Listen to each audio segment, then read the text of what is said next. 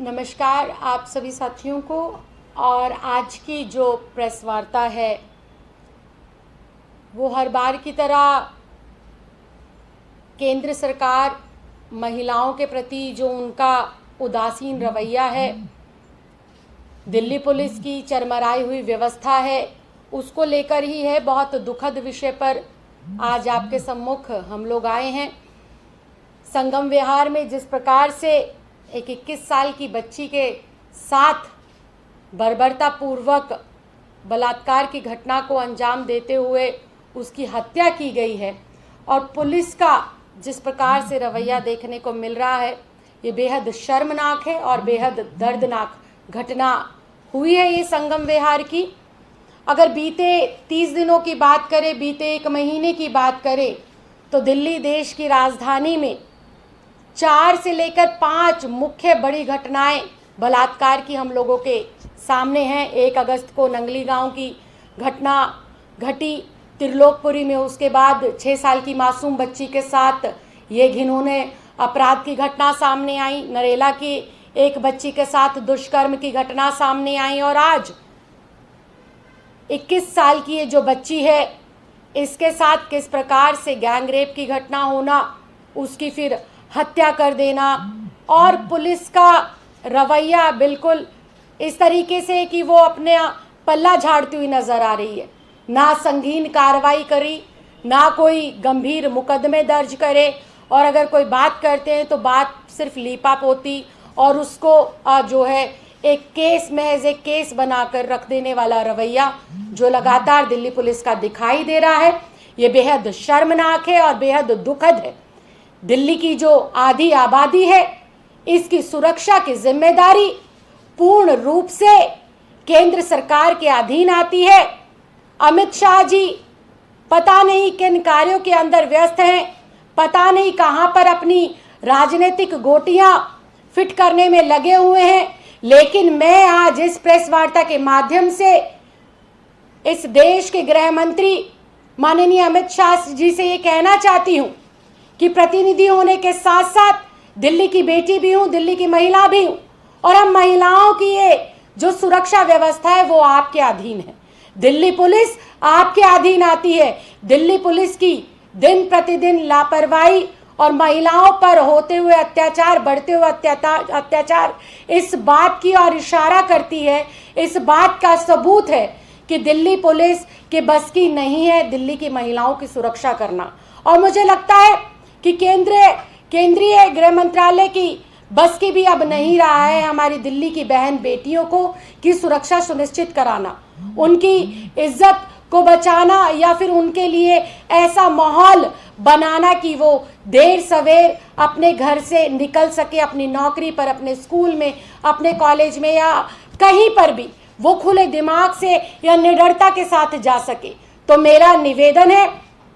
केंद्र की सरकार से, गृह मंत्री से और अमित शाह जी से कि अगर आपसे दिल्ली की बेटियों की सुरक्षा सुनिश्चित नहीं की जाती, अगर आप दिल्ली की आधी आबादी को सुरक्षा नहीं दे पा रहे हैं, अगर दिल्ली पुलिस आपके नेतृत्व में बिल्कुल फेल हो चुकी है, तो आप इस दिल्ली पुलिस को दिल्ली सरकार को सौंप दीजिए। आप जब दिल्ली पुलिस को नहीं जो है उनकी जिम्मेदारी का एहसास दिला पा सकते, अगर ये दिल्ली पुलिस हमारी बेटियों की सुरक्षा नहीं सुनिश्चित करा पा रही है, तो हम दिल्ली की सरकार में बैठे हुए इस बात की जिम्मेदारी लेते हैं कि आप दिल्ली पुलिस को हमें सौंपिए। हम दिल्ली पुलिस के माध्यम से अपनी इस आधी आबादी को सुरक्षा भी देंगे और उन्हें इस बात का एहसास भी दिलाएंगे और ऐसा वातावरण दिल्ली के अंदर बनाएंगे कि हमारी चाहे छोटी बेटियां हों, युवा महिलाएं हों या बुजुर्ग महिलाएं हों, सब लोग जहां पर भी हैं, चाहे वो अपने कार्यस्थल पर है,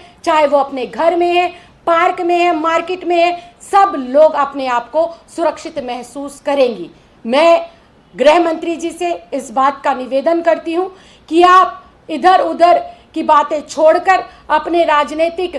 जो आपकी यात्राएं हैं उनको छोड़कर कम से कम एक बार दिल्ली की स्थिति और परिस्थिति पे पुलिस के कमिश्नर के साथ बैठकर आप इसकी मुआयना करें और हमारी बेटियों को सुरक्षा सुनिश्चित करने के लिए जो भी महत्वपूर्ण बिंदु हैं, जो भी महत्वपूर्ण कदम है, वो आप ज़रूर उठाएं, क्योंकि दिल्ली की आधी आबादी आए दिन किसी ना किसी घटना का शिकार हो रही है और ये बेहद शर्मनाक है और ये बेहद चिंताजनक बात है। मैं बार बार इस बात को कह रही हूँ, अगर आपसे दिल्ली की बेटियों की सुरक्षा नहीं हो पा रही, अगर आप दिल्ली पुलिस को कंट्रोल नहीं कर पा रहे और अगर आप दिल्ली की जो लॉ एंड ऑर्डर की सिचुएशन को नहीं संभाल पा रहे हैं, तो निवेदन है आपसे, एक बेटी होने के नाते आप दिल्ली पुलिस को, दिल्ली सरकार को सौंप दीजिए। मुझे विश्वास है कि दिल्ली सरकार महिला सुरक्षा को सुनिश्चित करने के हेतु जिस प्रकार से कैमरे लगा रही है,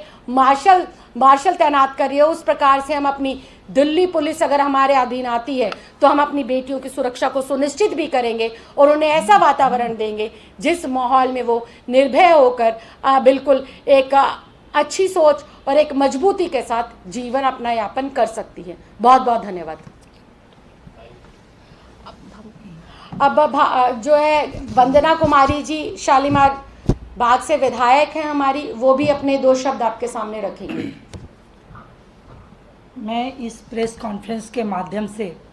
जिस तरह से दिल्ली की पूरी आधी आबादी आज डर के माहौल में जी रही है, वो घर से निकलते ही उनको लगता है हमारे साथ क्या हो जाएगा। माँ जो घर पे रहती है वो परेशान रहती है, जो हमारी बेटी जा रही है तो सुरक्षित आएगी कि नहीं। आज दिल्ली की व्यवस्था बहुत चरमरा गई है। जैसा राखी जी ने बताया, जो लगातार 3 महीने से तो एक क्लोज हम लोग देख रहे हैं, जो महिलाओं के साथ किस किस तरह की बर्बरता और किस किस तरह की घटना हम सबके सामने आ रही है। मैं आज अपने गृह मंत्री जी और अमित शाह जी से मैं यही निवेदन करना चाहती हूँ, जो दिल्ली की व्यवस्था को करीब से देखें और दिल्ली पुलिस को किस तरह से काम करनी चाहिए और किस तरह से व्यवस्था बनानी चाहिए, इसके लिए पुरजोर मेहनत करें और पुरजोर उनको पावर दें। सारी पावर अपने हाथ में ना रखें और दिल्ली की पुलिस को ताकत दें। अगर दिल्ली की पुलिस उनसे नहीं संभलती तो दिल्ली सरकार को दिल्ली की पुलिस दे दे, ताकि दिल्ली सरकार जिस तरीके से दिल्ली की महिलाओं की सुरक्षा के लिए लगातार काम कर रही है, जहां तक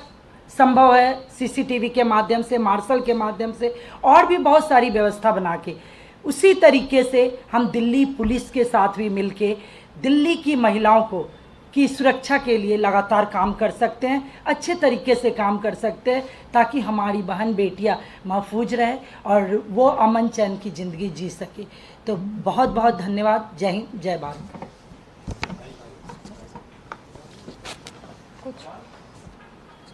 थैंक यू।